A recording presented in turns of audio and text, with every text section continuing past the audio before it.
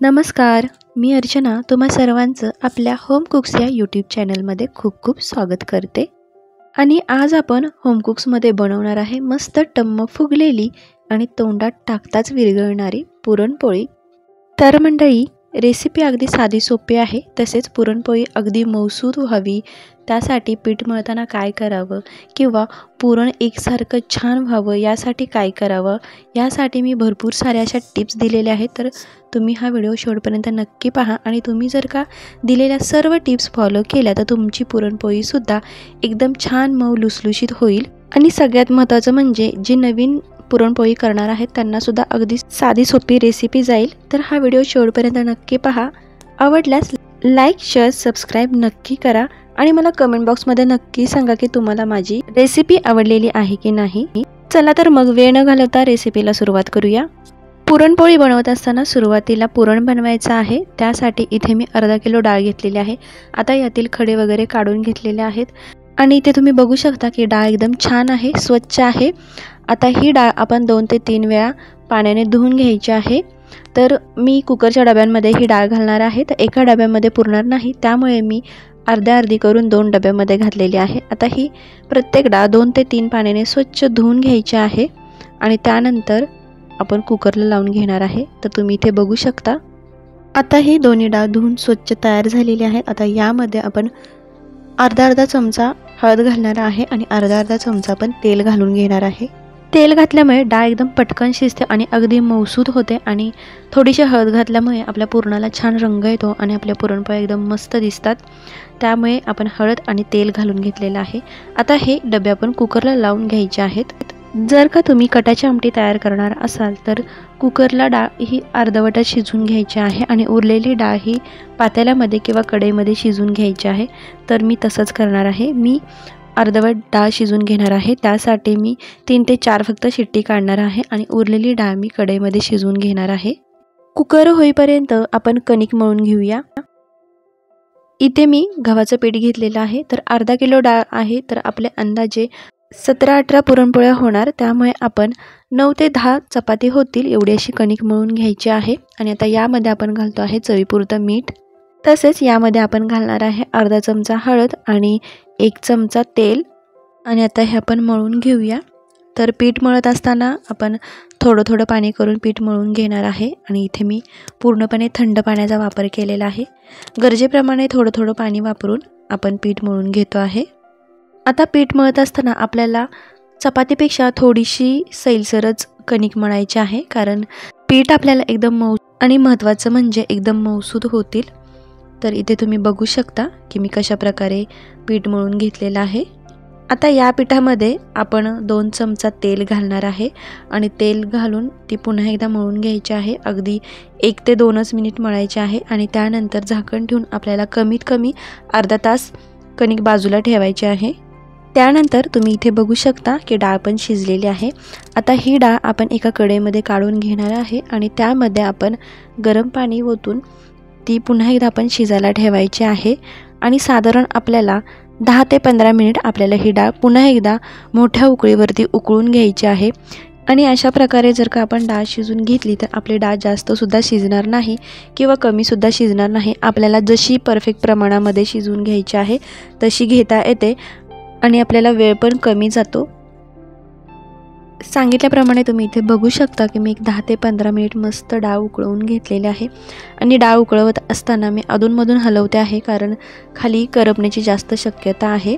आणि आता आपण चेक करूया की आपल्याला डाळ जशी हवी आहे तशी शिजलेली आहे का.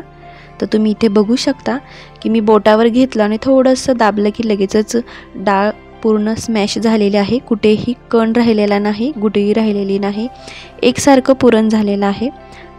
यानंतर आपण ही डाळ निथळून घेणार आहे. त्यासाठी मी एका भांड्यावरती जाळी घातलेली आहे. आता यामध्ये आपण शिजवलेली डाळ ओतून घ्यायची आहे आणि डाळीमध्ये राहिलेलं सर्व पाणी आपण व्यवस्थित निथळून घ्यायचं आहे.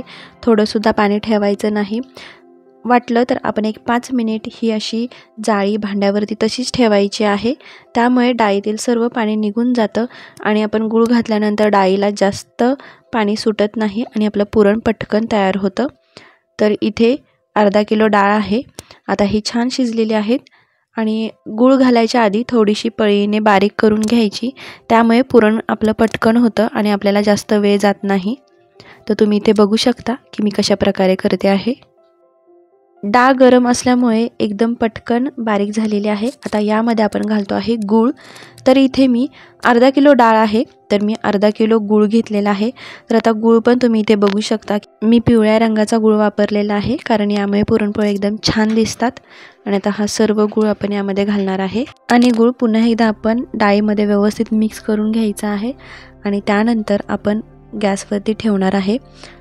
आता इथून पुढे आपल्याला साधारण 10 मिनिट जातील पुरण बनवण्यासाठी। तर तुम्ही इथे पाहू शकता की गूळ घातल्यानंतर डाळ आणि गूळ एकजीव झाल्यानंतर त्याचं पूर्ण पाणी होतं आणि त्यानंतर ते पूर्ण आटायला एक 10-15 मिनिट जातात। आणि ही प्रोसेस करत असताना महत्त्वाचं म्हणजे आपल्याला सतत हलवत राहायला लागतं, नाहीतर खालून पुरण करपण्याची जास्त शक्यता आहे।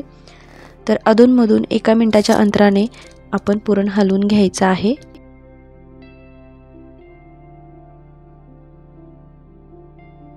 जसं की मी तुम्हाला सांगितलं होतं की डाळ आणि गूळ मिक्स झाल्यानंतर थोडंसं मिश्रण हे पाणी सुटतं, तर इथे त्या फॉर्ममध्ये आलेलं आहे। आता इथून आपल्याला मीडियम फ्लेमवरती गॅस ठेवून आपल्याला पुरण आटवायचं आहे आणि हे पुरण करत असताना आपल्याला सतत हलवायचं आहे, नाहीतर ते करपून जाईल।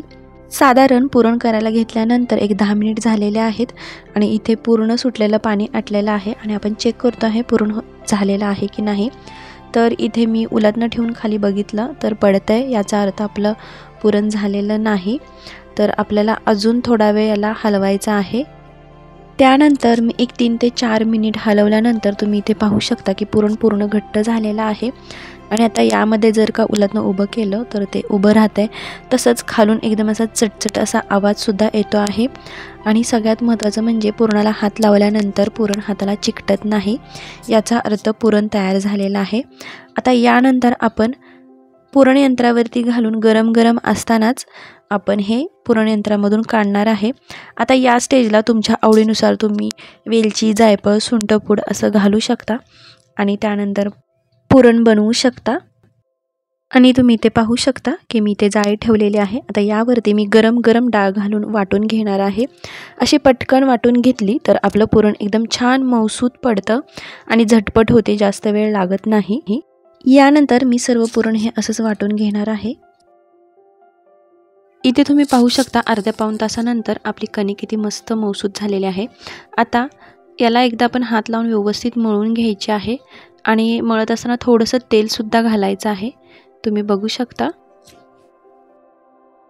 इथे एकसारखी मी 5 मिनिट कणिक मळून तयार केलेली आहे। आता आपली कणिकसुद्धा तयार झालेली आहे आणि पुरणसुद्धा तयार झालेलं आहे। आता यानंतर आपण पुरणपोळी लाटून घेऊया। त्यासाठी इथे मी पोळपाट घेतलेला आहे आणि पोळपाटाला वरून मी कापड बांधलेलं आहे। आता हे कापड माझं पुरणपोळी करण्याचंच आहे आणि यावरती मी पुरणपोळी वळणार आहे, कारण थोडंसं आपण पीठ वगैरे लावतो तर त्या कापडाला लागून राहतं आणि आपली पुरणपोळी एकदम छान तयार होते, तशीच पटपटसुद्धा सरते, त्यामुळे मी कापड बांधते। आणि आता इथे तुम्ही बघू शकता की मी कणिक आणि पुरणाचा गोळा हा एकसारखा घेतलेला आहे आणि तुम्ही इथे पाहू शकता की मी डायरेक्ट गोळ्यामध्ये, कणकेच्या गोळ्यामध्ये पुरणाचा गोळा मी घातलेला आहे आणि एकसारखी इथे मी गोळा तयार केलेला आहे आणि थोडंसं वरून मी पीठसुद्धा लावलेलं आहे, त्यामुळे पुरणपोळी एकदम छान फुगते।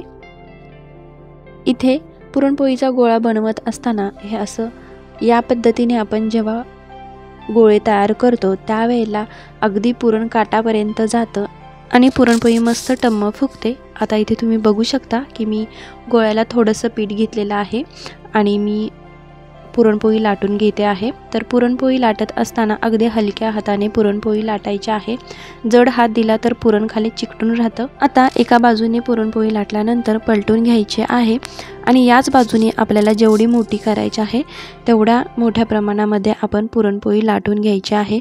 पुरणपोळी जर का सारखीच उलटपालट केली तर ती फाटण्याची जास्त शक्यता आहे। आणि आता तुम्ही इथे बघू शकता की माझी पुरणपोळी किती मस्त गोल अशी आपण लाटलेली आहे। आता ही पुरणपोळी आपली भाजायला तयार झालेली आहे। आता तुम्हाला दाखवण्यासाठी मला 1-2 ते 3 वेळा उलटपालट करायला लागलेली आहे, नाहीतर मी शक्यतो पुरणपोळी जास्त उलटपालट करत नाही। आता हिला आपण भाजून घेऊया। त्यासाठी आपण इथे आता तवा गरम करायला ठेवलेला आहे। तर पुरणपोळी भाजत असताना तवा आपण चपाती भाजतो तसा गरम असायला हवा। जास्त कडकडीत गरम असेल तर पुरणपोळी पटकन करपून जाते आणि जर का कमी गरम असेल तर पुरणपोळी एकदम वातड होते। आणि पुरणपोळी घातल्यानंतर गॅस फुल ठेवायचा आहे आणि त्यानंतर पुरणपोळीच्या बाजूनी थोडंसं कडाने तेल घालायचं आहे आणि अवघ्या 30 ते 40 सेकंदामध्ये आपण पुरणपोळी पलटून घ्यायची आहे, नाहीतर ती खालून करपू शकते। तर तुम्ही इथे बघू शकता की एकदम अलगद हलक्या हाताने आपण पुरणपोळी उलटलेली आहे आणि त्यानंतर वरून आपण पुन्हा तेल घालू शकतो।